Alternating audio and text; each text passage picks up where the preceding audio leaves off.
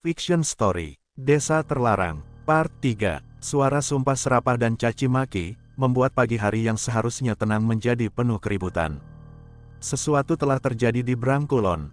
Para penduduk yang tinggal di Brangkulon beramai-ramai mempersekusi salah seorang penduduk di sana. Terlihat seorang wanita tua keluar dari dalam rumah berdinding ala kadarnya.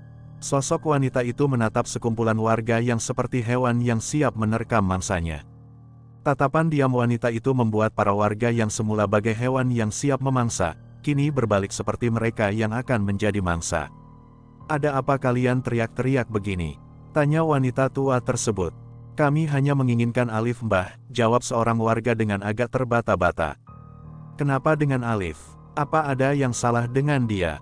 Dia anak yang rajin, pagi dia sudah berkebun, pulang untuk makan siang, dan sore kembali mengurus kebun dan kemudian pulang beristirahat," jawab wanita tersebut yang biasa disebut Mbah Sarkem oleh penduduk di sini. "Tapi Mbah, 3 minggu ini beberapa warga melihat si Alif memasuki tempat terlarang," jawab penduduk di sana diiringi anggukan oleh warga. Mbah Sarkem sedikit terdiam, bagaimanapun masalah ini tidaklah segampang yang dikira. Aturan adat yang sudah ada sejak dahulu, apalagi sejak tragedi berdarah 20 tahun silam membuat Mbah Sarkem tidak dapat berbuat banyak. "Ya sudah, masalah ini biar saya sendiri yang akan membawa Alif menemui Mbah Carik siang nanti. Sekarang sebaiknya kalian beraktivitas seperti biasa," ucap Mbah Sarkem. Ucapan Mbah Sarkem segera dipatuhi oleh penduduk desa di Brangkulon. Mereka pun membubarkan diri. Mbah Sarkem berdiri diam menatap ke langit. Awan hitam dari timur mulai menyelimuti langit di desa. "Aku terbangun setelah mendengar suara bercengkrama teman-temanku di luar. Aku melihat jam di tanganku. Jam 8, kataku sambil menyipitkan mata. Aku pergi keluar dari kamar, dan melihat Topa dan Bayu terlihat sedang menikmati kopi di teras. Baru bangun, iya," ucap Topa saat melihatku. "Iya, nyenyak banget aku tidur. Enak banget di sini," kataku. "Sana ke bawah mandi dulu biar segar," tambah Topa. Aku mengangguk dan mengambil peralatan mandi di kamar. Aku menuju ke bawah, terlihat di dapur Yuni sedang memasak air di pawon. "Baru bangun Mas?" "Iya Dek, ngantuk banget soalnya jadi agak molor." "Oh iya, Mas mau minum apa nanti? Yuni buatin sekalian." "Kopi aja Dek." "Oke Mas." "Ya udah Mas mandi dulu ya," kataku sambil melangkah menuju sungai yang ada di bawah. "Oh iya Dek." Aku menghentikan langkahku. "Iya kenapa Mas?" jawab Yuni. "Aku di depan hanya melihat Bayu sama Topa, yang lain pada kemana?" tanyaku. "Rijal dan Angga ke rumah Mbah Carik Mas, kalau Julia sama Laras bilangnya pengen keliling desa." "Ada urusan apa sepagi ini ke rumah Mbah Carik?" tanyaku lagi. "Mereka bilang ke sana untuk mengambil mobil Rijal." Aku pun mengangguk dan melanjutkan berjalanku untuk mandi. Cuaca yang sedikit mendung tak mengurangi rasa segar di badan setelah mandi. Aku segera menghabiskan sarapan yang sudah dibuatkan Yuni di dapur, dan menuju ke teras duduk bersama Topa dan Bayu. "Serius banget ngobrolnya," kataku kepada mereka berdua sambil menghidupkan rokok. "Emang kau gak dengar?" "Iya," jawab Bayu serius. "Dengar apa?" tanyaku heran. "Nih anak mah kalau tidur udah kayak putri tidur," tambah Topa. "Emang ono opo sih?" tanyaku lagi kepada mereka berdua. "Tadi malam aku dengar ada suara cewek nangis di belakang," kata Bayu disambut anggukan Topa. "Ngaco kamu Yu," bantahku. "Lah kok ngaco? Emang bener kayak gitu kejadiannya. Bahkan pas aku bangunin Topa, dia juga dengar," jawab Bayu. "Emang benar? Iya, aku juga dengar wong suaranya agak kenceng," tambah Topa.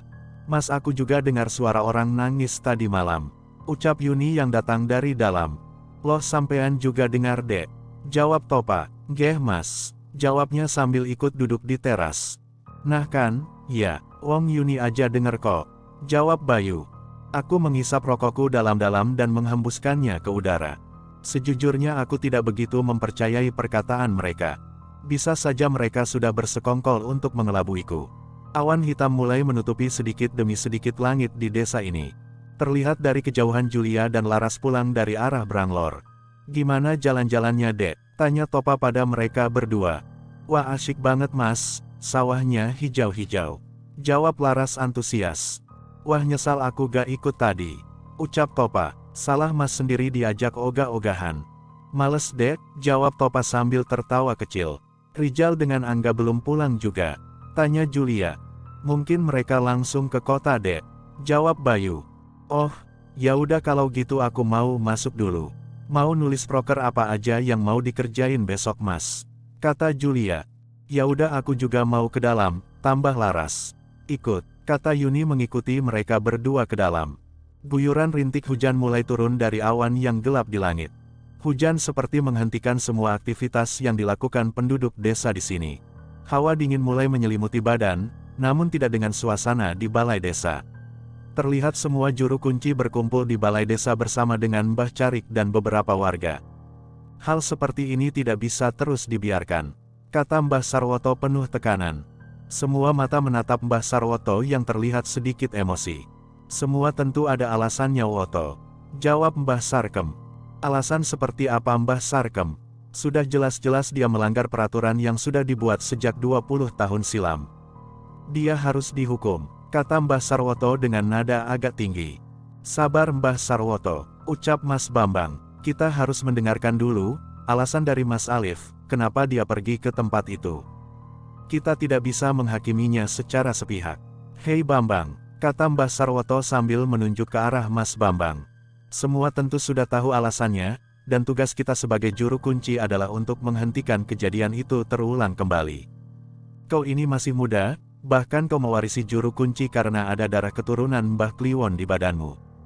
Kau masih belum mengerti apa-apa dan sebaiknya jaga bicaramu, kata Mbah Sarwoto dengan penuh emosi. Sudah hentikan. Suara tegas Mbah Carik menghentikan sedikit perdebatan antara Mbah Sarwoto dan Mas Bambang. Mbah Carik menatap ke arah para juru kunci. Setelah agak tenang, tatapan Mbah Carik, juru kunci, dan warga yang berkumpul di balai desa terfokus pada seorang pemuda yang sedari tadi duduk di tengah-tengah balai desa. Alif, apa benar beberapa minggu ini kamu sering masuk ke palung mayit? Tanya Mbah Carik. Benar, jawab pemuda bernama Alif ini. Sontak jawaban dari Alif membuat warga yang berkumpul saling bergunjing dan menimbulkan kegaduhan. Mbah Carik lalu berusaha menenangkan warga agar tidak terjadi hal-hal yang tidak diinginkan. Alif, bukankah kau sudah mengetahui aturan yang ada di desa ini? Kata Mbah Carik. Alif hanya terdiam mendengarnya. Terdengar suara sumpah serapah dan caci maki dari para penduduk yang terlihat tersulut emosi dengan kelakuan Alif kali ini. Apa perlu saya ulang lagi? Bahwa siapapun tanpa terkecuali, penduduk di desa ini dilarang untuk pergi ke palung mayit. Tambah Mbah Carik. Tidak ada aturan seperti itu. Itu hanya dibuat oleh si Kliwon sialan itu, jawab Alif dengan marah. Hei kau anak iblis, jaga ucapanmu, kata Mbah Sarwoto sambil berdiri dari tempat duduknya. Suasana menjadi lebih tegang sampai-sampai Mbah Carik ikut berdiri dari tempat duduknya. Aku kesana hanya untuk... Alif tak melanjutkan bicaranya dan lalu pergi dari balai desa. Kurang ajar kau Alif, kalau saja kau tidak dilindungi oleh Mbah Sarkem sudah habis kau kubantai seperti. Jaga ucapanmu Woto, teriak Mbah Sarkem menghentikan pembicaraan Mbah Woto. Mbah Sarwoto langsung terdiam dan duduk kembali ke tempat duduknya. Sebaiknya masalah ini kita serahkan kepada Mbah Sarkem yang notabene sebagai juru kunci di Brangkulon, kata Mbah Gani dengan suara berwibawa. Semua yang berada di balai desa terdiam, mendengar ucapan Mbah Gani. Mbah Carik mulai membubarkan warga agar pulang ke rumahnya masing-masing. Terlihat dari kejauhan Bewok setengah berlari menuju ke balai desa. Mbah Carik Mbah, ucap Bewok saat di balai desa. Ada apa Wok? Tanya Mbah Carik. Ada hal penting yang ingin saya bicarakan Mbah, jawab Bewok.